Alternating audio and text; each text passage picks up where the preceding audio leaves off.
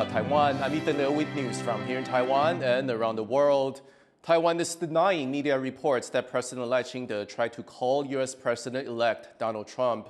It comes as Taiwan is preparing to work with the incoming administration on security cooperation. But many in the country are concerned that the U.S. commitment to Taiwan's defense could now change. Jaime Okan reports. Just hours after Donald Trump secured enough votes to become the next president of the United States, Taiwan's president, Lai Ching-te, took to social media, posting this congratulatory message. The last time Trump won office in 2016, he accepted a call with then-President Tsai Ing-wen, breaking decades of U.S. policy on Taiwan. Taiwan's presidential office has denied a report from U.S. media outlet Bloomberg that Lai tried to call Trump, saying instead that it's looking forward to working with the new administration. That message was also echoed by Taiwan's foreign minister, Lin Jialong, as he addressed lawmakers on what to expect with the incoming administration in Washington. 首先，川普首次执政时，包括开启对台军售常态化、高层访台、宣布放宽台美交往限制等，造就台美关系显著正向发展。我方让审慎努力推动川普新政府延续首次执政对台政策的正面立场。 Security and government officials are now warning that neighboring China, which threatens Taiwan with invasion, might use the transition period from Biden to Trump to increase pressure on Taiwan. But on the streets of Taipei, many have mixed feelings about the result and are hoping Taiwan's security is still a priority. 可能也是有一点觉得不安，想说不知道川普对台湾就是未来的一些态度会有什么样的改变。他就是有一直在提到说要付他保护费的事情，对，所以就是也不知道说后面他会就是怎么样去对台湾的一些可能会比较友善或者是比较不友善的一些态度这样子。还是希望能够就是保护台湾这样，因为毕竟就是现在两岸关系比较僵紧，对。我是台湾呢。 自己的事情要靠自己了。我从来不认为说台湾的事情呢要依赖别人。Trump, known for his transactional approach to the U.S.'s international relations, says he's looking to put America first. Leading up to the election, Trump had previously criticized Taiwan for not paying for its defense. That's despite Taipei buying almost all of its weapons from Washington. Analysts say that with Trump now in office, that kind of rhetoric could be concerning for Taiwan and other allies in Asia. I think Taiwan, like all countries, needs to approach this in a way that, tries to prove value to the United States and show why, alliances and why security ties actually do matter in the context of broader American national interests. Conservatives in the U.S. have urged other countries around the world to step up defense, saying it shouldn't just be the U.S. helping to ensure security. But with Trump's unpredictability, Taiwan, along with other Asian countries, will most likely have to invest more in defense spending.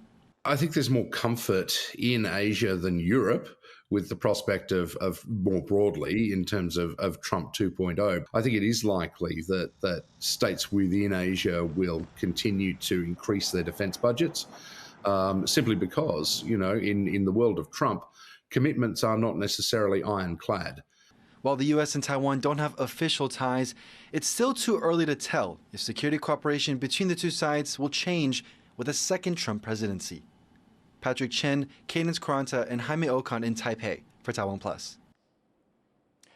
Taiwan's foreign minister says the country's chip industry is essential to Donald Trump's plans to, in his words, make America great again. 让美国再次伟大不能没有台湾如果没有了台湾跟美国的这种伙伴关系那美国也很难再次伟大。 Lin's statement during the legislative session comes a day after Trump won the 2024 U.S. presidential race. During his campaign, Trump accused Taiwan of stealing the U.S. chip industry and said he would impose tariffs on the country's semiconductor imports. The Economy Ministry says it will help Taiwanese companies move production out of China. That's after Donald Trump said he will levy 60% tariffs on Chinese imports. Taiwan's economy minister said those tariffs would significantly impact Taiwanese companies that have invested billions of dollars across the strait. Throughout his campaign, Donald Trump promised to levy tariffs on countries he views as unfriendly on trade. And his claims that Taiwan stole the U.S. chip industry raised eyebrows here. To learn more about how Trump's economic policy could affect Taiwan, Alec McDonald spoke with Alicia Garcia-Herrero, chief economist at Natixis.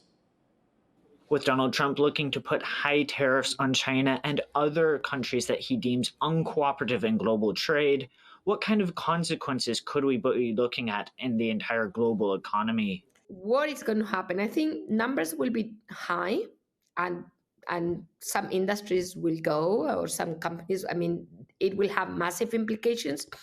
But remember what happened in 2018 and 19. He started carving out the tariffs. So, I exclude this item, I exclude the other item. So it creates humongous uncertainty for companies, but it's extremely costly for the world because this is not free trade. This is really about, again, arbitrage. Yeah, tariffs here, tariffs there.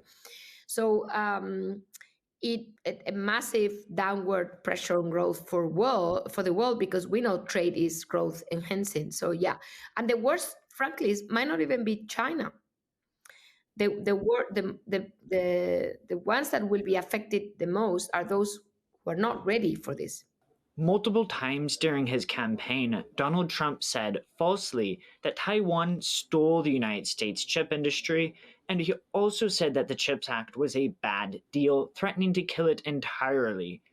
If Trump were to put high tariffs on Taiwan's chip industry, what kind of consequences could we see?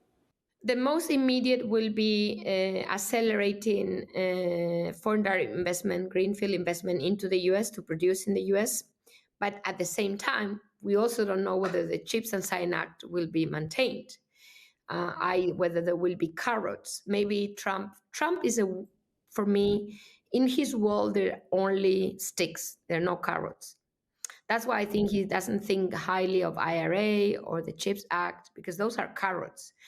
So maybe, if he lifts those carrots, i.e. the subsidies, and it's only about imposing tariffs, you still go, because tariffs are detrimental if you produce in Taiwan. In the incidence of high tariffs on Taiwan's advanced semiconductors, what happens to the global supply chain of semiconductors? I actually don't think Trump is going to impose tariffs of any relevance to AI chips, because they are needed, and basically there's no option. This is the same as I was mentioning, batteries, or like Chinese batteries into the US with Biden. The tariffs went all the way to 25%, not 100. Why? Because they need them. And Trump at the time, I remember, excluded so many items that were needed, and he will be told what is needed. So I'm not too worried about the highest end chips for Taiwan. But yeah, whatever is legacy, I mean, they're already suffering. Many Taiwanese fabs, because of the Chinese competition, its prices are plummeting of legacy chips. Those, I think, are will face additional problems, especially if tariffs are similar between Taiwan and the mainland for legacy chips. That was Alicia Garcia-Herrero from the financial services firm Natixis. U.S. markets surged after Donald Trump's victory on Tuesday, with stocks and the dollar seeing big gains. After Trump's win, the U.S. S&P 500 rose, while European markets fell. The U.S. dollar strengthened against most other major currencies on Wednesday. Major Asian markets initially gained, but Japan's Nikkei index was trading down Thursday morning. Tesla was up 15% and was among U.S. stocks to see large gains. Its CEO, Elon Musk, is a prominent supporter of Donald Trump and is being considered for an advisory or a cabinet role in his administration. Taiwan's annual inflation rate has dipped to 1.69%, the lowest it's been in over 3 years. October's annual CPI growth is 0.13 percentage points lower than in September. It's the second consecutive month where Taiwan's CPI growth rate remained under 2%. Despite cooling inflation, officials say the cost of services and rent remains high. Taiwan is considering giving more financial assistance to small and medium-sized businesses in a bid to encourage them to raise workers' wages. The proposal aims to increase the amount available to businesses through a low-interest loan guarantee program to just over $1 million. The plan aims to increase profits for businesses to encourage higher wages for employees. Taiwan currently has about 1.2 million low-income workers, which is defined as those making less than $960 per month. The government is trying to disband the Fringe pro-China party in Taiwan. It says the Chinese Unification Promotion Party is linked to several crimes and violates the Constitution. Our reporter Rick Lauer has been following the story.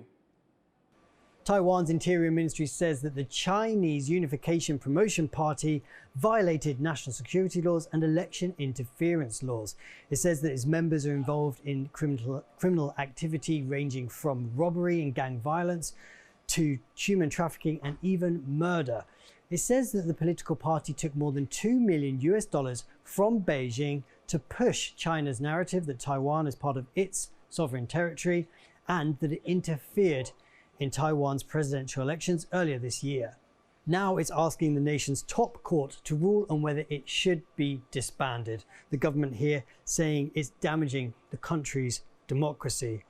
This political party openly pushes for Taiwan's unification with China, something Taiwan's current government very much disagrees with and spends much of its time and energy pushing back on, both at home and abroad. How to deal with China is the political issue in politics here.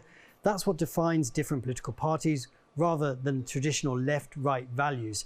This party, the CUPP, openly pushing for Taiwan to become part of China, would be considered on the far end of that political spectrum.